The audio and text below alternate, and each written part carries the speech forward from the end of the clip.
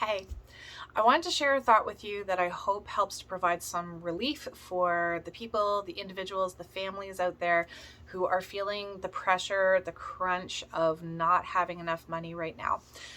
Something that I do in the professional realm of my life is help with resource campaigning. And there's a whole story behind that, but the concept that I want to share right here is that your needs and your wants are not met with money. Instead, your needs and wants are met with resources. And I think that's such a critical concept that needs to get as far out there as possible to as many people as possible. Because when we think about our needs and wants through money goggles, looking at them through the lens of money, this is the kind of wording that tends to surface. I need more money to pay for rent. I need more money to pay for groceries. I need more money to cover tuition. I need more money so that I can retire. I need more money for, and you keep hearing the phrase, I need more money, and that creates very limited ways of solving that problem. If we think about our needs and wants through the lens of resources, then our language sounds a little bit more like this. I need a place to live. I need clothes. I need growth and learning opportunities. I need to know that when I reach a point of not being able to work, that my needs are going to be taken care of.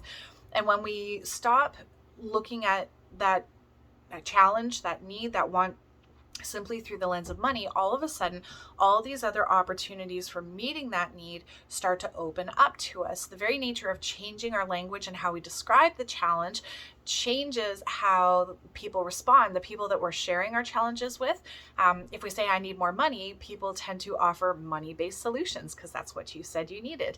When you say, I need a place to live, people tend to respond with, well, here are some options for places to live.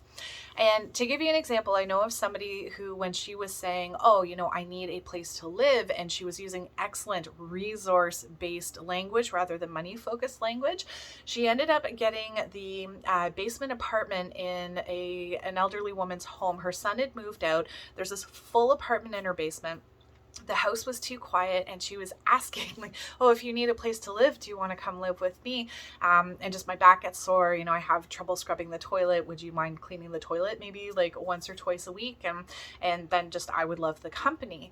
And so she had a free, beautiful apartment to live in, and with the valuable exchange to the homeowner of being able to do this household task. She loved caring for her home, but I don't feel I can do this anymore. And so it was this great partnership for both of them, and both of them felt like they were getting a great deal. So when we take a look at that idea of resources, just really surprising, wonderful solutions can present themselves. And I'm not trying to disparage money or say, like, don't think about money at all. Instead, what I would suggest is think of money as only one kind of resource. You don't just get money so that you can get resources. Money is one kind of resource. It is one kind of tool. And when you start thinking in terms of resources, really, really just the outcomes are phenomenal. So I'm just touching on the subject here, food for thought, and I hope that already provides some good things for brain food today and opens up some new possibilities.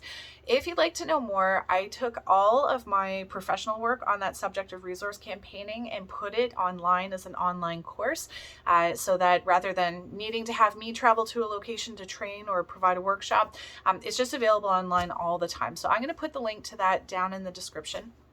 And if you're thinking to yourself, resource campaigning, or just, why would I do that?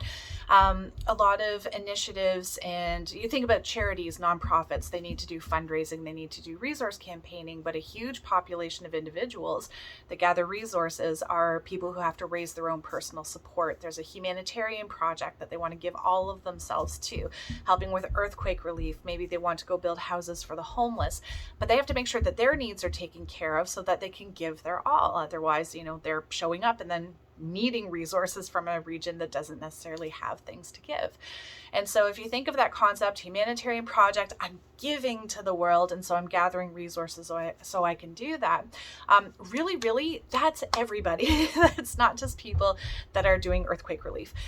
So if you think about that too, that idea of raising personal support and doing resource campaigning, that course could have some really phenomenal insights for you. And so I really encourage you to go check it out. So with that, I hope you have a wonderful day. If this video was helpful to you, be sure to like, share, subscribe, hit the notification bell so that you know when I've put up new videos. And I hope you have a fabulous day. All the best. Bye.